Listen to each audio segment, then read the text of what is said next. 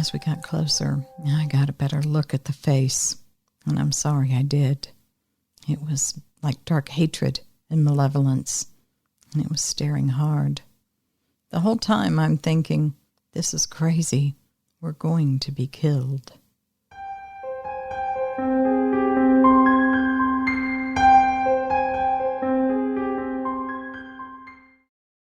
You can call me Erin.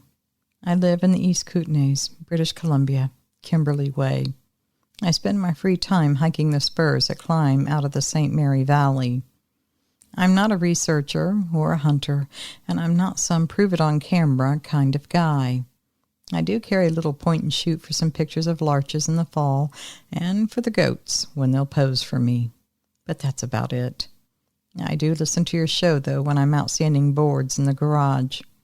But my goodness, I never thought I'd be writing you.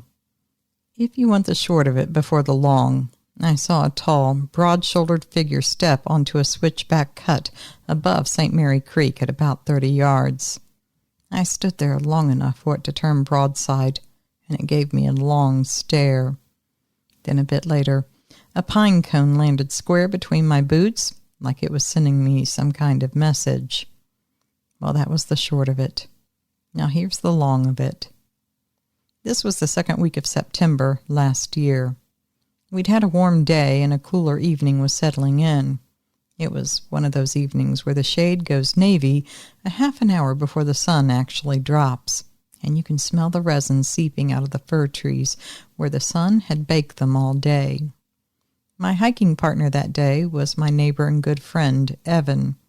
He's in his early 40s, like me, walks with a quiet, long stride, and he knows the difference between a black bear that wants your lunch and a black bear that wants to make you lunch. He's a steady and trustworthy hiking companion, and we've hiked together for years. That day we took a trail that switchbacks above the river for maybe a mile and a half before cutting over to a viewpoint rock. The path is single track, packed dirt, used heavy by bike riders as much as us hikers. And every few turns there's a guard log that's been pegged into the outer edge so you don't accidentally step off and go rolling down the slope. You can hear St. Mary Creek through the trees most of the way. Sometimes it's just a faint trickle that you hear. Other times it's close to a roar. We had that nice quiet that you get when you've already done all the conversation up front, and now you're just walking. Maybe 20 minutes from the car, we came into the first long switchback that holds a straight shot for 40 yards before turning. There's a cut bank on the uphill side where roots hang out like some old witch's fingers, and there's a view off the downhill side where you can glimpse the river when the trunks line up just so. I was in the lead. I had just come around the corner into the straight when the air shifted. It's a difficult thing to describe, but there was a heavy feeling suddenly in the air. I don't have a better way to describe it. The path ahead darkened in a way that wasn't cloud or shadows from the trees. It was suddenly different. That's all I can say. I was looking right at that when something stepped out of the uphill timber and stood on the cut just off the trail. I stopped cold. Evan walked right into my backpack and muttered, "Sorry," on reflex. I might have opened my mouth to speak, but nothing came out. I was staring ahead at what was standing maybe 30 yards out from us. It stood where the brush thins at the outer edge of the cut, not in the trail, beside it, like it had been just above us, and took a single step down to get a better look at us. The first thing my brain saw was the shoulder line, level and wide, looking like the top of a refrigerator. The second thing were the arms. They hung lower than anyone's I've ever seen, long enough that the hands came well below the middle of the thigh. It was heading to dusk, but we still had perfect visibility. We didn't have our headlamps on, though. But if they had been on, I'm sure we would have gotten some eye shine from it. Evan, always cool as a cucumber, had looked around me by then and had seen what was up ahead. And what does he do? Evan talks to it, like he just ran into somebody he knew from school while out grocery shopping. "Hey, fella," Evan said. It did not answer. It did not look amused. It stared a tad longer than it needed to if it was going to reply, which, of course, I knew it wasn't going to do. Then it turned its upper body, the whole torso, not just the head, and it brought that big chest a degree more square to us. It looked like it swayed left to right, but now I really think it was just settling its feet more firmly on the cut after it turned its body. And the next thing, well, it was so fast, I barely saw it. But it launched a pine cone at me. I guess it had it in its hand already. But that pine cone landed right between my boots. I looked down at it, then back up at the thing standing out there on the cut. Its face was darker, and it seemed to be angry, though I can't tell you exactly what I saw that made me think that. 30 yards is a pretty good distance. Evan says that something changed in the posture. Maybe so, but whatever it was, I got the hint. It was not happy to see us. "Okay," I said out loud. I guess I was taking a leaf out of Evan's book. I kept my eyes on it, and I think the stance and posture was what I was reading, because the bad vibes that I was getting before intensified. A low woof came then. It was closed mouth from the thing out there on the cut. It wasn't a growl. It wasn't a bear huff that says, "Back up, buddy." No, this was something else. I felt it more than I heard it, the same way you feel a truck go by when you're standing under a bridge. I'm not special, so my brain did the exact same dance that everyone else's does. Guy in dark clothes? No shoes or boots. Big guy, maybe? No, this is too big. A bear of some kind? No, bears don't stand and walk like that, and they don't throw pine cones. A cow elk, maybe, standing funny? Oh, don't be silly. Wrong shape, wrong smell. And because there was a smell now, drifting downhill, musky and damp. It wasn't so bad that I couldn't stand it, but I sure wouldn't want to carry that scent home. Evan said very evenly, "We're going to keep walking. We see you." I wanted to ask Evan if he was crazy, but he stepped around me and started walking slowly and evenly. Against my better judgment, I followed, and I angled to try to be as shoulder to shoulder with him as best as I could. I thought, this is crazy. We're going to be killed. It was on par of walking past a hungry male lion with big old chunks of steak and roast hanging off of you. We took a few steps, and it took a step back. It watched us all the way. As we got closer, it had given us the space of its arm's reach, which wasn't nearly enough for my liking, but Evan kept going. I did not want to. As we got closer, I got a better look at that face, and I'm sorry I did. It was like dark hatred and malevolence, and it was staring hard. The whole time I'm thinking, this is crazy. We are going to be killed. But I kept following Evan anyway. The closer we came to it, the less I looked at its face. When I did, it made a growling sound, so I thought maybe that wasn't something it liked, so I didn't do it. We came even to it, and we kept walking. That close to it, that musky smell was almost overpowering, and I held my breath. But I also held my breath because I was terrified. Terrified, I tell you. I wanted to run, to get past it, to get away from it. But there was Evan, setting the pace, and I stayed with him. We walked past it, and the heat and the weight of its stare felt like a physical thing. But we kept walking. Every second I thought, this is my last step. And then we were past it, and we kept walking. When we reached the end of that straight, I deliberately did not look over my shoulder. Every hair on my neck was standing up. Every instinct I had told me to turn around and put eyes on it, and don't take your eyes off of it. But I didn't. It was at that point I began to feel shaky. I hadn't before, I guess, of adrenaline, or maybe shock, maybe both. We made the turn into the next switchback.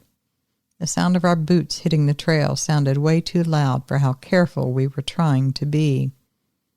I don't know if 10 seconds or a minute passed. Time had turned into a spiral. But somewhere between those two numbers, we heard it move above us. It wasn't crashing around like it was coming after us. What we heard were distinct sounds. A single step, a movement of a single branch. A second later, those sounds would repeat. It was moving in a path. The path we were on takes an S-curve and then holds another long straight with a guard log on the downhill edge where a washout almost happened a few years back. The timber tracks above that stretch pretty clean for 20 yards before the firs and the larch close in again. Halfway along that straight, a feeling like a shadow you just can't shake came over us. We both felt it. I looked at Evan, and he looked at me. We didn't speak. We didn't have to. We knew. And there it went and did it again.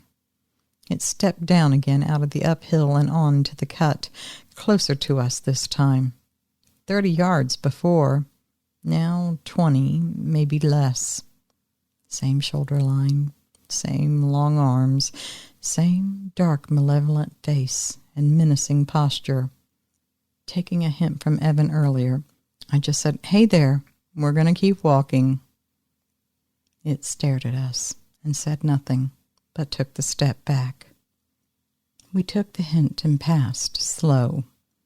The slope dropped there hard to our right toward the river, and there was a moment when I thought maybe I should just go on down that side, sliding all the way if I had to. That was a bad plan even while I was thinking about it. But I considered it because I just wanted this over and I really didn't want to get close to that Sasquatch again. Evan, who hadn't put his hands anywhere near his bear spray or the small belt knife that I know he carries, just put his left hand on my pack strap like we were connecting trains in kindergarten again, and we moved together like that, so we didn't miss a step or do something that our feet would have to correct later. As we came even to the Sasquatch, it did that torso turn thing again. Not a head turn, the whole body movement. The right arm hung just a little forward. The hand opened and closed just once. Not like a threat, but the way someone with arthritis stretches their hands. And I saw the skin of the palm, if I call it skin. It looked pale against the hair in that low light, the way your palm looks pale when you hold it near a campfire. It wasn't shiny, it was matte, like old leather. We walked. I'm not embarrassed to say that my mouth went dry. Just as before, it gave us just enough space to get by, but I felt the heat and the weight of its stare. At the next turn, we both exhaled like we had just narrowly escaped with our lives from missing a horrible car accident. This time I gave in to my urge and I looked back. It had stepped off the cut and back up into the trees again. For about 3 heartbeats, I couldn't pick it out from all the tree trunks. Then I saw it. It was still watching us. I wanted all of this to end, but I knew running was the wrong idea. Me and Evan whispered between us a few times, telling each other things like, "Keep cool, we're getting through this," things like that. But the fact was, we had picked up our pace.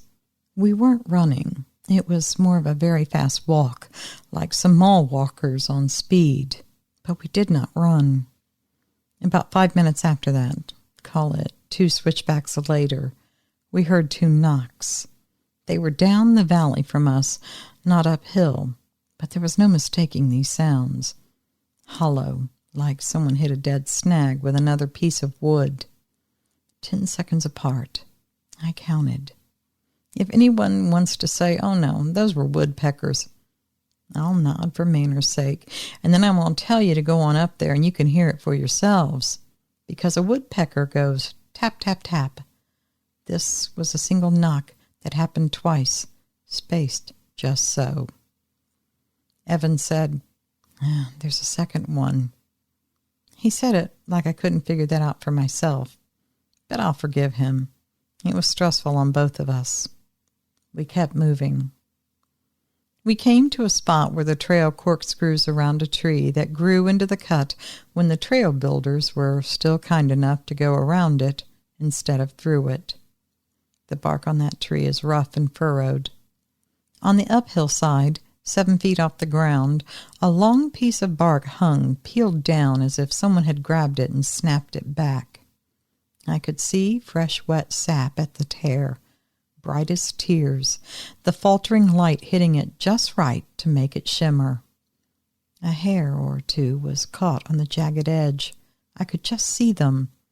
They looked coarse, dark, maybe 4 or 5 inches long. They were kinked a little bit, though not quite curly. We did not touch that hair. We saw it, but we kept moving. We did, however, mark the spot in our heads, though we didn't know exactly why at the time. The last half-kilometer or so to the car is a gentler walk, and I had this little hope that we were going to make it there with no other encounters with the thing that I knew to only call Sasquatch.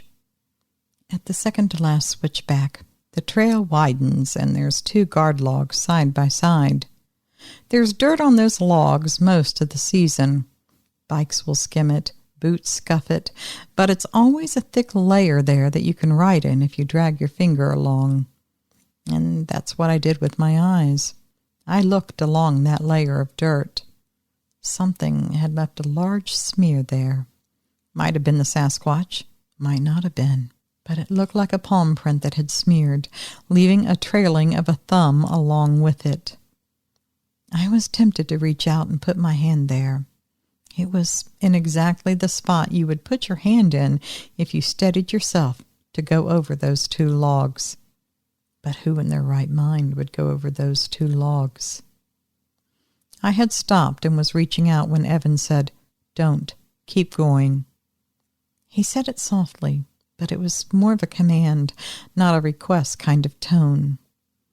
I pulled my hand back, looked at Evan, and I thought, well, he's been right about everything so far, so maybe he knows some things about this creature that I don't. Think I better listen to him. And so we kept walking. Right before the trailhead, there's a little bench of rock where you can stand and see the sky and the river. We stopped there, mostly out of habit, and we had a feeling we were finally done with this. We were past all of what had gone before. But not quite. From down valley, not far, maybe 200 yards, maybe 3, came a soft, closed-mouth sound like a strange, long hum. I have never heard anything like that before then, and nothing like it since, and I've searched the whole internet, and I've come up empty. Well, that was enough for us. We walked to the car and got in. We sat there with the doors closed, but we didn't start it for a minute or 2 as we waited for our breathing to slow again. And truthfully, I was shaking a fair bit. I don't like saying it, but I was. My mind was all over the place, and I needed to get it together before I got out on the road. Once I felt steady and had normal breathing again, I surprised myself by saying, "We're going back for that hair." I expected Evan to protest. Heck, I wanted to protest myself. But instead, Evan looked at me and slowly nodded. Later, I would find out he was thinking the exact same thing at that time. We needed to get that hair. But first, we had to do something. We drove the 5 minutes to my place and we grabbed a few things. We grabbed some clean Ziploc bags and some tape. We went straight back. Dusk was now putting its foot down pretty heavy by then. We walked in with our headlamps on, but kept them on low and pointed down. We didn't want to turn everything in front of us into a wall of white glare. We made fast time getting there. The peeled place on the bark was right where it had been. The hair was still there. 2 strands. Evan pulled out a very long piece of tape, long enough that we could use the untouched middle only. He handed it to me, making sure we only touched it at the outer edges. I laid the tape over the longest hair, lifted it, and folded the tape in half, again keeping the edges we touched far away from the middle. Then I dropped it into the Ziploc bag that Evan held open at the edges. Then we repeated it again for the second long hair. Could it have been from a bear? Yeah, it could. I do know bear hair tends to be hollow under a microscope, but I also knew we didn't have a microscope there, and I wasn't trusting whatever I might find out on the internet about how to tell Sasquatch hair from a bear's hair. We got those, and we made fast tracks out of there, expecting a visit from Mr. Ugly Sasquatch at every second. He did not show, though, thankfully. We put the bag with the hairs in my glove compartment, and later I handed it to a friend who teaches biology at a college. He ran out of favors long before he ran out of curiosity with that, and all we ever learned was unknown primate, or they simply couldn't identify it at all. They were told it wasn't something local labs like to put on email, and I don't blame them. The next day in daylight, I went back alone. I wanted to see the 2 places on the trail again and to make sure the evening light hadn't tricked my perspective. There wasn't much to find. On the outer edge of the trail below a set of guard logs, right where the slope starts, I found a single deep heel impression. Not a full foot, just the back half where something heavy stepped on the firmer bit before the dirt gives. The sides of the heel were sharp, not crumbled, like the step was clean and lifted straight instead of twisting itself out. I set my hand alongside. My hand didn't make a dent, and I knew it wasn't from a shoe or a boot. I also looked where that first cone had landed. You can tell yourself 1,000 stories after something happens. You can twist the events and make yourself believe anything you want. But I stood where I had been the day before. I looked up along the trajectory that a cone would need to randomly fall to hit where it did. Yes, there was a path clear enough that maybe some long, overreaching limb lost a single pine cone, and it happened to just come down where my boots were. But that didn't explain that I actually saw the throw. I honestly tried to look for other scenarios there to explain things, but I couldn't find any. People will ask, why didn't we call the COs, the conservation officers, or the RCMP, or the park? Because I don't think laws were being broken, and I don't think a man in a uniform would have found a subject willing to offer its ID. I also didn't want to watch a crew with telephoto lenses and long hashtags turn a quiet enough place into an internet argument. I like the St. Mary Valley the way it is, a place you can leave other people behind. For folks who believe and for folks who don't, here's how I want you to hear what it is I'm saying. I wasn't primed for these encounters that day. I wasn't on some Sasquatch forum for weeks before that. I wasn't manifesting this to happen. All I was doing that day was walking to see the river and to stretch my legs, as I had done many, many times before. But that day, something tall, broad, quiet, and more than a little menacing stepped down to take a look at us on a switchback. And miraculously, it let us pass. A cone landed between my boots. We heard 2 knocks. We heard a strange echoing hum. And I brought home 2 strands of hair that sure weren't mine or Evan's. Fear is a word that conveys too many kinds of feelings. I wasn't terrified the way you are when a car hydroplanes and you suddenly relive your whole life in about 3 seconds. I was careful that day, deliberate and slow. There are little details that people always want.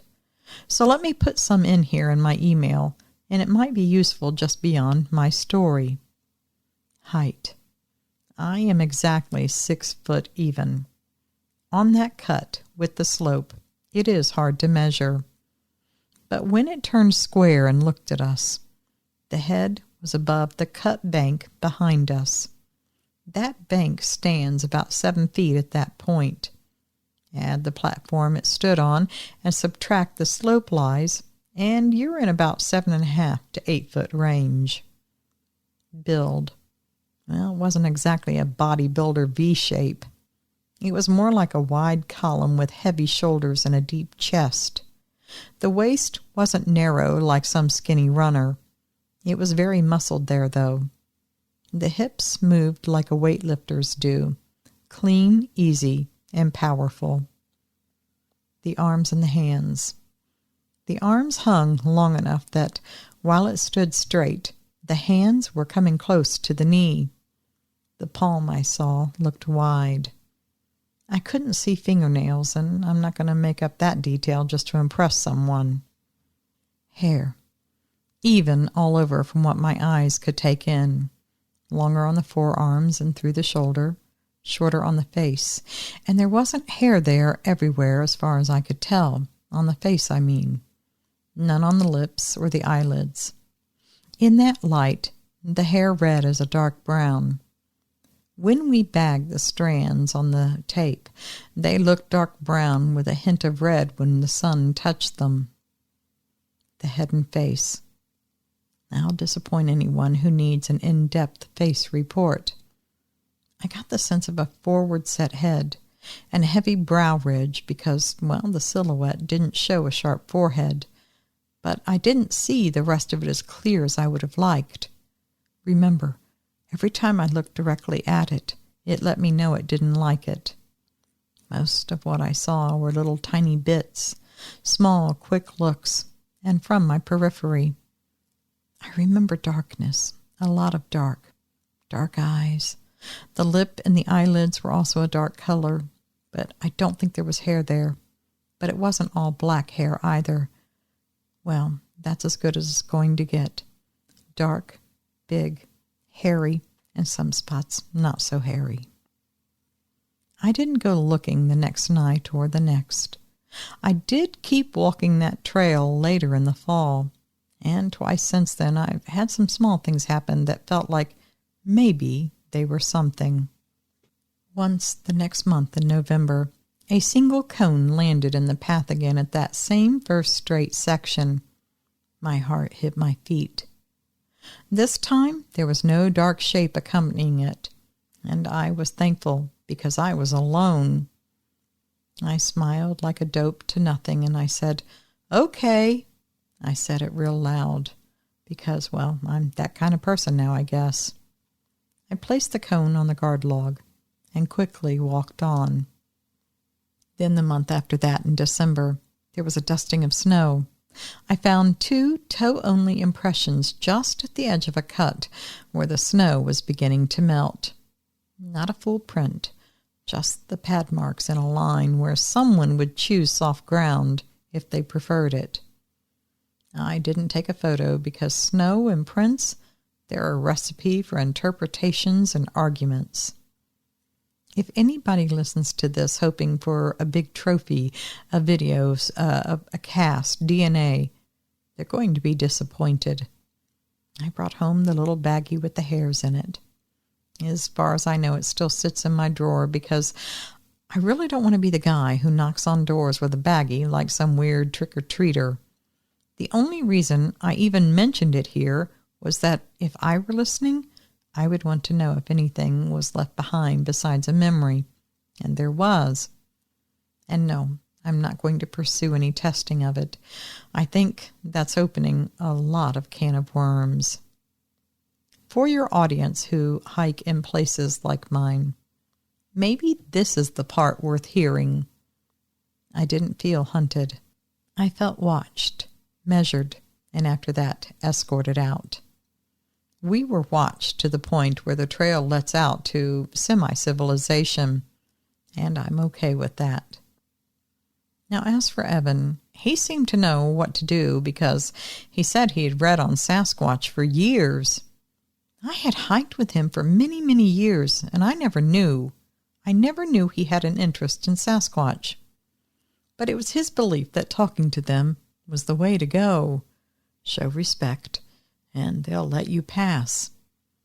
I'm not saying that's the true way of it, but he said all the natives he knew told him that. And I just can't argue with what happened that day. If you do read this, Nance, I'd ask folks not to go looking to corner or lure anything out with food or tricks. You wouldn't like somebody setting traps on your front stoop just to prove that you live in your own house, would you? I'd like to keep walking that switchback and hearing the river and maybe picking a cone off the path now and then and placing it somewhere tidy, kind of like a guest straightens the cushions when they know they were lucky to be invited to your house.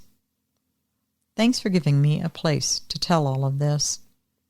I don't need to be believed by anyone who doesn't want to. But if there is somebody out there who's walked a switchback with their mouth that went dry and a pine cone that landed between their boots, and they thought they were alone because they didn't get a face or a movie, I want them to hear this and know they're in good company when they're out there walking those woods. Signed, Aaron, British Columbia. Well, there are pine cones that fall, and then there are pine cones that fall. And Aaron sure did have one. I think Aaron's story is pretty incredible. What about you? Could you walk within arms of a Sasquatch? I think that's more than I could make my body to do. Nope, not happening. Now listen, if you've had something like that, a clear sighting, a close encounter, sounds, smells, footprints, whatever, write it up and send it in. Tell it the way you'd tell it to me, like we were sitting out on the front porch just jawing. And don't forget, we have the 12 Days of Squatchmas coming up, so if you've got something to send in for that, be sure to do so, and let me know in the email. It's for Squatchmas. Now, folks, if you've enjoyed tonight's story, please tap that like button, subscribe, and make sure you ring the bell. Make sure it says that you want notifications for all of Buckeye Bigfoot, or you're likely to miss the next encounter. I just found that out recently. YouTube's changed a few things. Plus, if you do that, it helps more folks find our little campfire. All right, everyone. Well, listen, until next time, you know what I'm going to say. Always remember, absence of proof is not proof of absence. Thanks for listening.